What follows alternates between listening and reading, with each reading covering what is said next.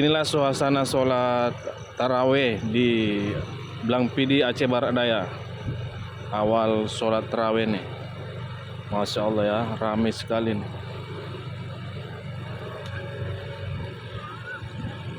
Padat, biasa awal-awal taraweh kayak gini.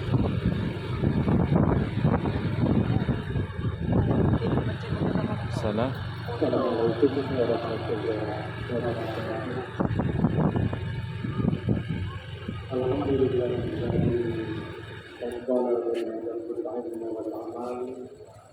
Jadi masjid sebesar ini tidak muat menampung jamaah sampai keluar deh, Insya Allah ya.